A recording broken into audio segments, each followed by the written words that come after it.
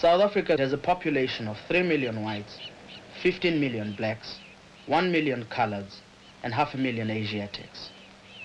Blacks have no vote. There are no blacks in parliament and no blacks in the armed forces. South Africa mines more than 50 minerals and is the world's greatest producer of diamonds, chrome, platinum, and antimony. It is from this solid base of economic, political, and military strength that 3 million whites exercise and maintain exclusive power in South Africa. South Africa's sunshine and wide open spaces and its high standard of living for whites, second only to the standard of living in the United States, are a boon to tourism.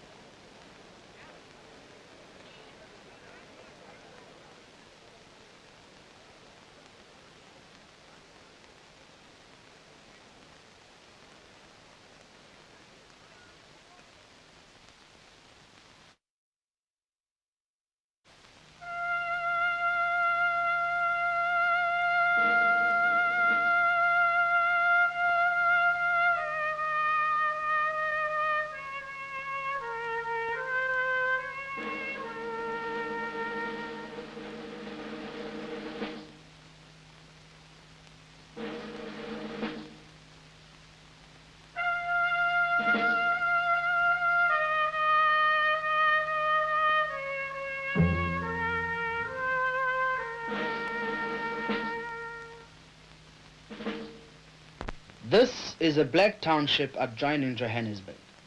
The day has begun at 4 in the morning when the blacks started on the 15-mile journey into Johannesburg to do their chores as domestic servants, factory workers, drivers, messengers, street sweepers, and clerical workers. Under the Group Areas Act, it is illegal for different racial groups to live in the same area. 600,000 blacks live here. During the day, Soweto is almost completely deserted except for children. The parents only come back about 8 or 9 in the evening. Most mothers are doing domestic work, which includes taking care of white children during the day. This has made black parents almost strangers to their own children.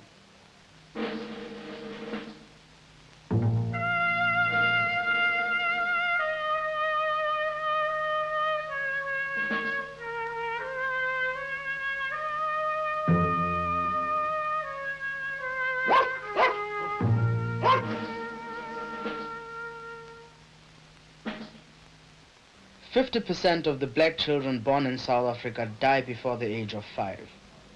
Of those who survive, the majority are 2 years retarded in their growth. They are victims of malnutrition, trachoma, which leads to blindness, and kwashiorkor, the most serious deficiency disease. Death comes at an early age here. The average life expectancy for blacks is 34 years.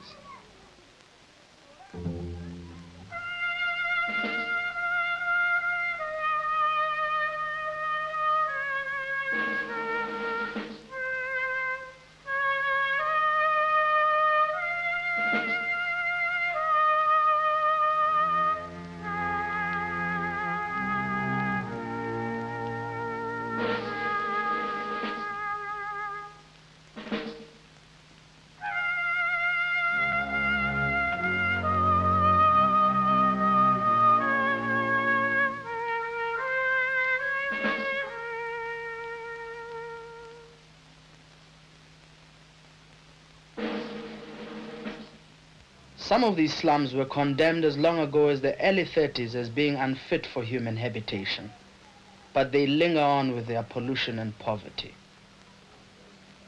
Sanitation is still primitive. In some places, a borehole latrine is open 4 hours a day. It requires a minimum of £20 a month for a family of 4 to live here. The average earnings of a man-wife team is £16 per month. Sometimes the £4 difference is made up by the earnings of children who go out to work in the city as messengers and newspaper boys.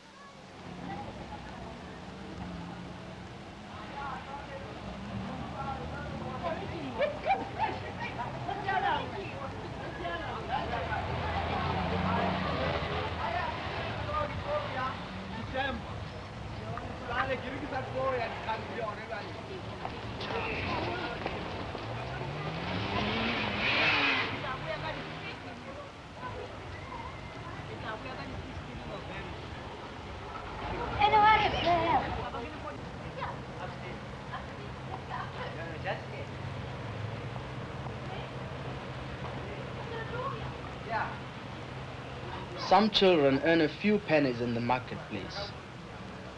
They carry baskets for the white madam. These few pennies often hardly suffice for the bus or train fare back to the township.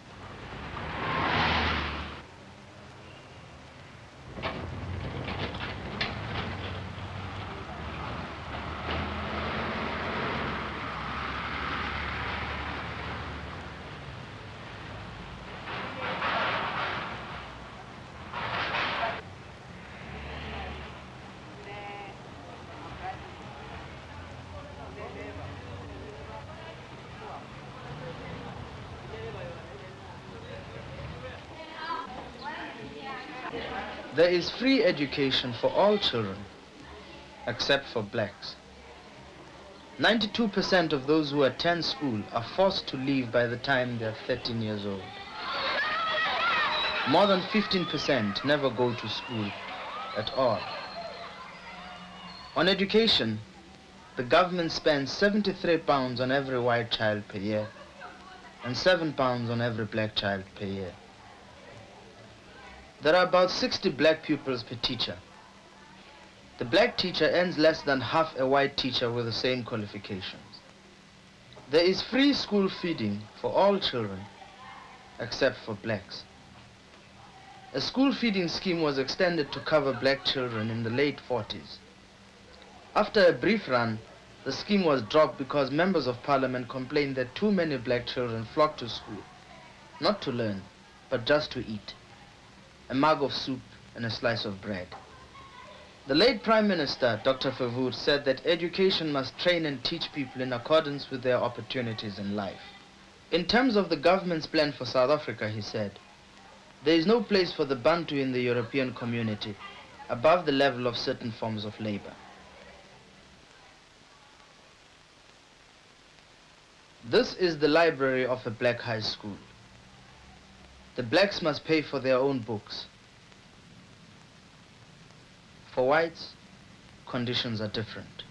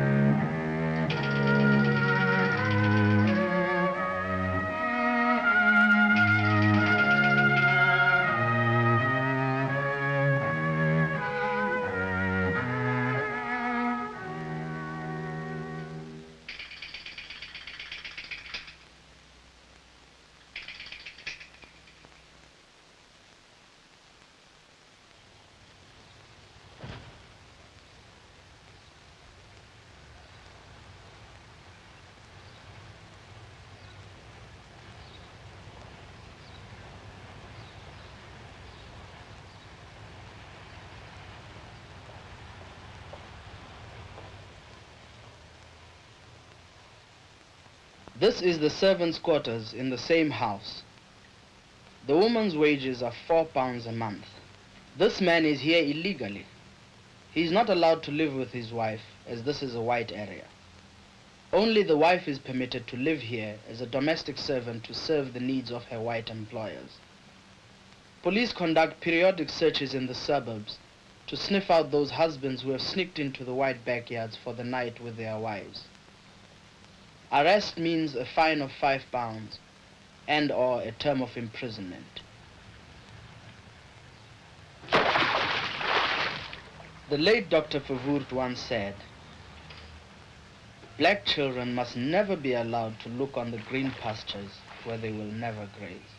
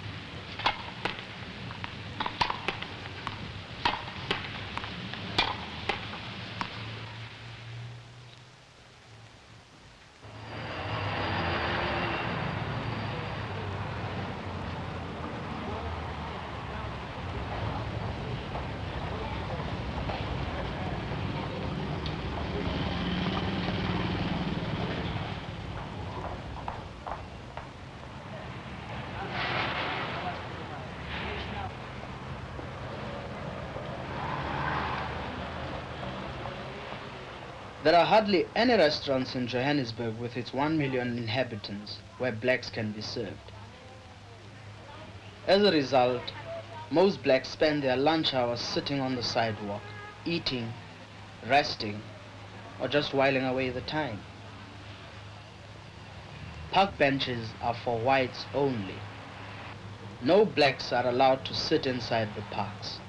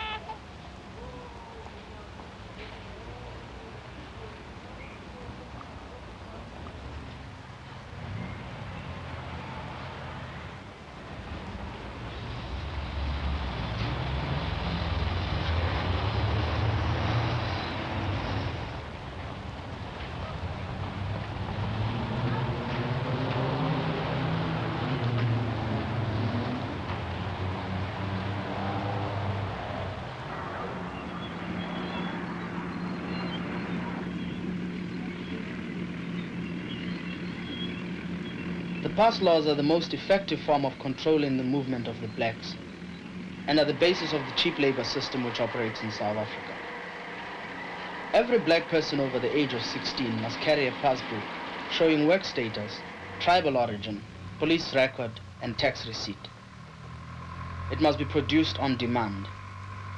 Failure to produce it constitutes a crime. That means one has to carry the passbook on one's person 24 hours a day. When traveling to another area, every black person has to report his or her presence to the authorities within 72 hours of arrival. The effect of this is that no black person can travel, work, marry, withdraw his or her savings, and in fact even get buried unless his passbook is in order. In Johannesburg, with a black population of about 600,000, an average of 1,000 blacks are arrested every day. Those convicted are mostly sold as convict labor to the farmers for periods ranging up to 6 months. There is no minimum wage law for unskilled labor. Employers exploit the fact that work seekers are given only 14 days to look for work. They therefore offer the lowest wage possible, knowing full well that faced with the alternative of endorsement out of an urban area or a low wage, the black man is forced to accept the low wage.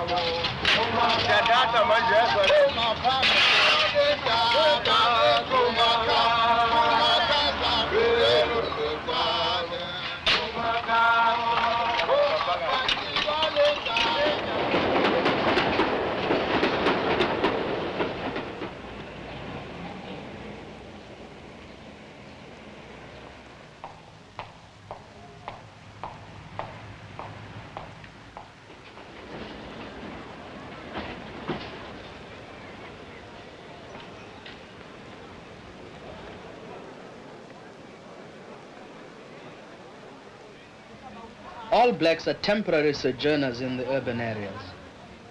They are not theirs of right. They are there as long as they are needed to serve the needs of the white man. The blacks dare not linger long in the city after work. There is a curfew for blacks in all urban areas which starts between 9 and 11 at night and lasts until 6 the following morning.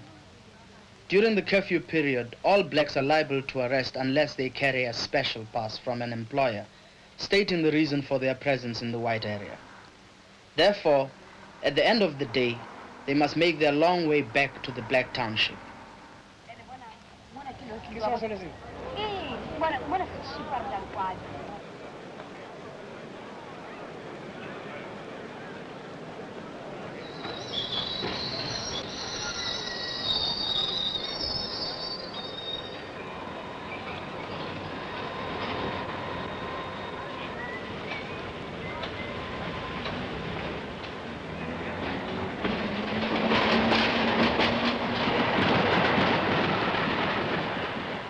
The townships are 15 to 30 miles outside the white cities and are usually surrounded by fences.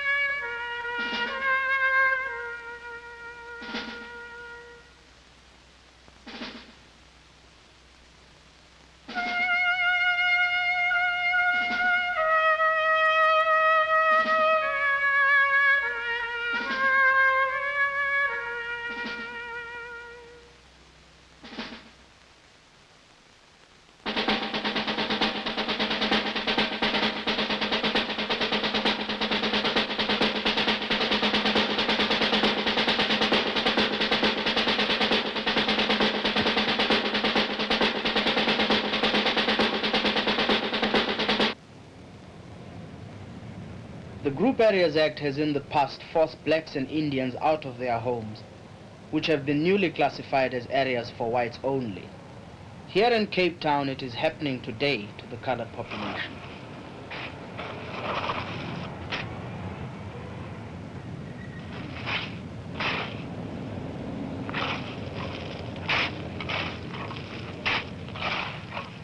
In District 6, the government has expropriated 1,746 homes and resold them at a profit of about £3.5 million.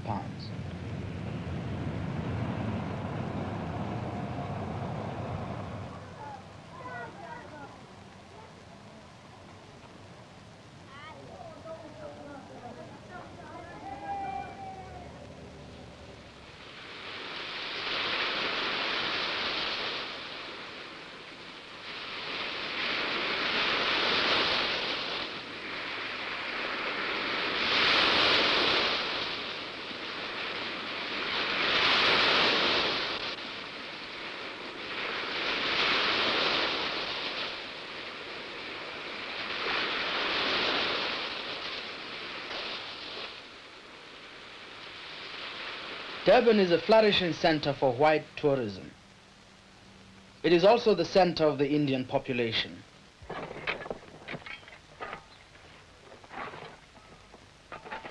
The families of these Indian girls work for the sugar estates. Theirs is a life contract. Often, if only one member of the family leaves his work, the entire family is evicted from the land.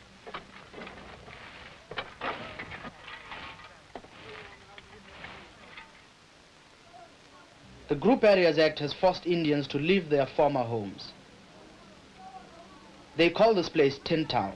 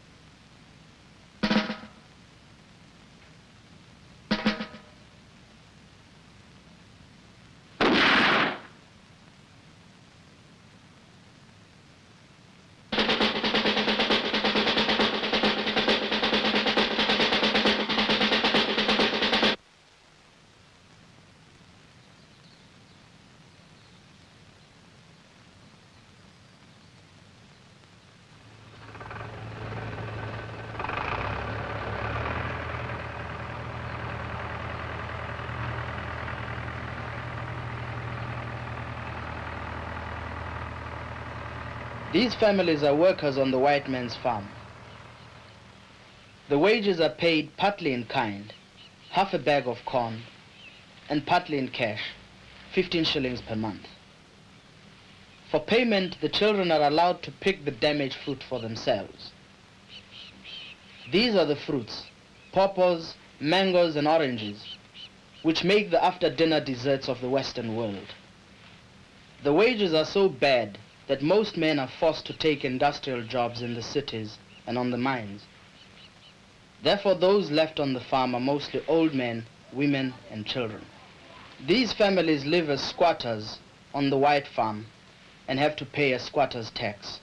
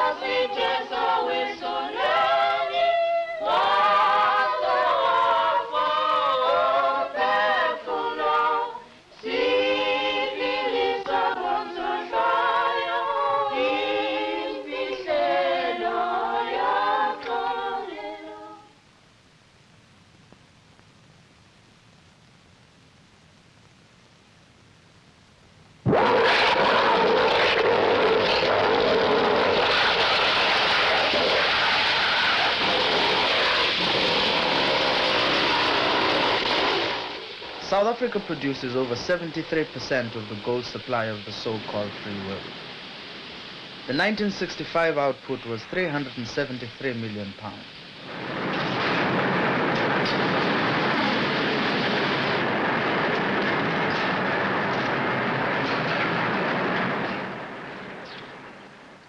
The sweat of black South African miners, including that of blacks from as far afield as Angola, Mozambique, Malawi, and Southwest Africa, ensures the high standard of living of the white South Africans and the Western world. Suffocating 3,000 feet underground to dig gold in the Transvaal for £5 a month, they are the key to the stability of the major currencies of the Western world.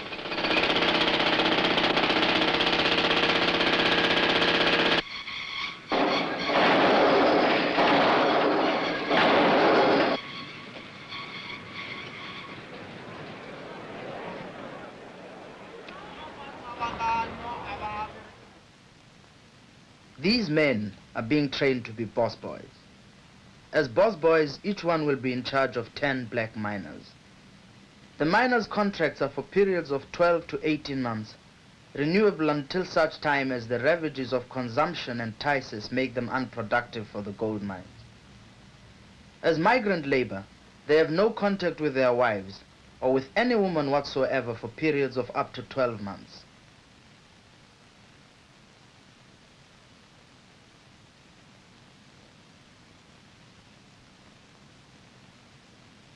Here, in these quarters, 36 men share one room.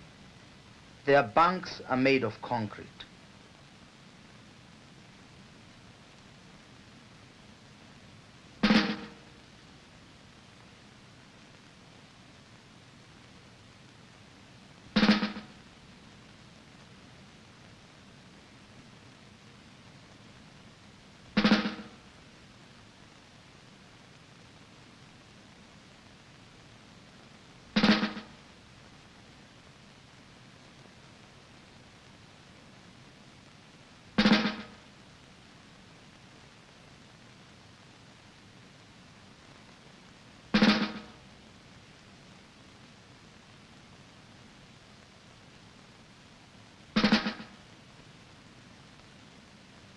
This is Langa, a black township just outside Cape Town. 17,000 men live here without their families. These men work in the factories and the docks around Cape Town. Their families were sent away because they were considered superfluous, the dependents of breadwinners.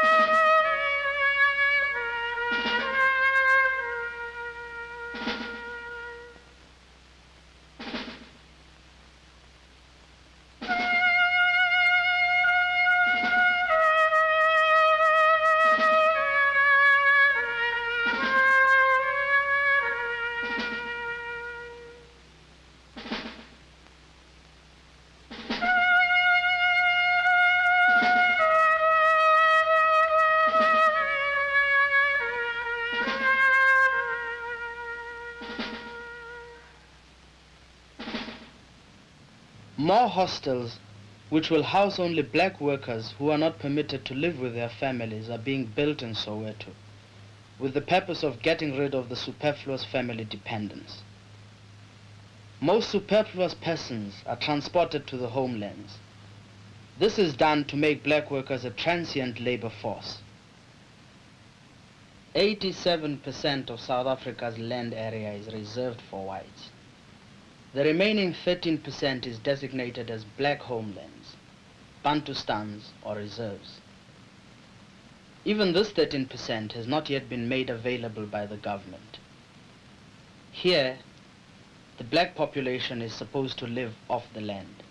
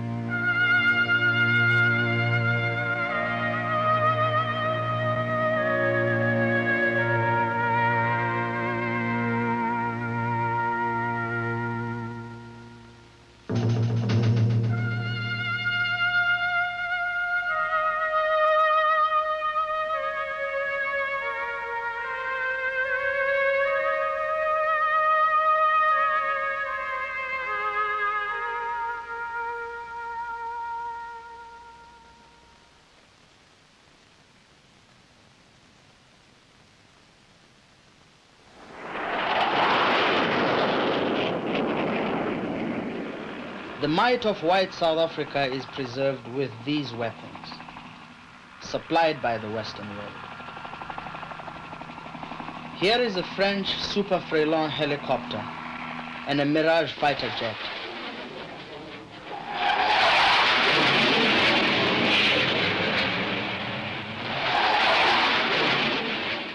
The British Buccaneer, a low-flying ground attack aircraft, highly effective for use against guerrillas.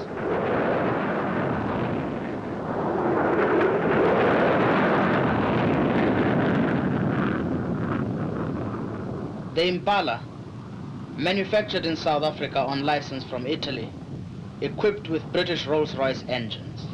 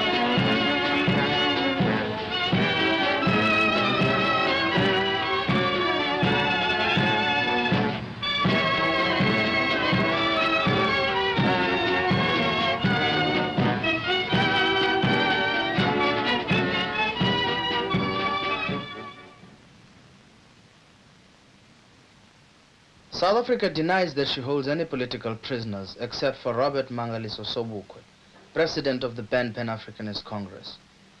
Sobukwe has spent 9 years in prison, 6 of them on Robben Island, where he was held without trial. He is now under house arrest. The record shows, however, that there are many other political prisoners. Nelson Mandela, serving life imprisonment. Walter Sisulu, serving life imprisonment.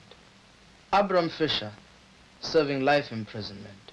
Ahmed Kathrada, serving life imprisonment.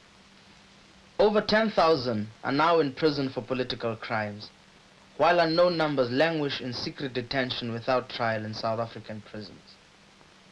Many have died while under police interrogation.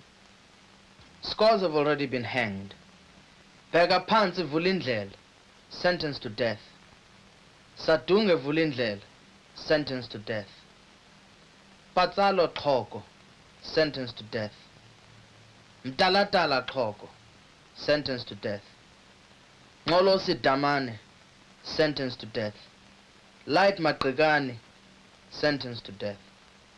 Bako Gazi Matrigani, sentenced to death. Senzile Jaka, sentenced to death. Lennox Matigani, sentenced to death. Jonathan Sikwakwa, sentenced to death. Johannes Notyawe, sentenced to death. Fanele Matiginxwa, sentenced to death. Thembekile Nyovu, sentenced to death. Thembeni Phela-ndaba,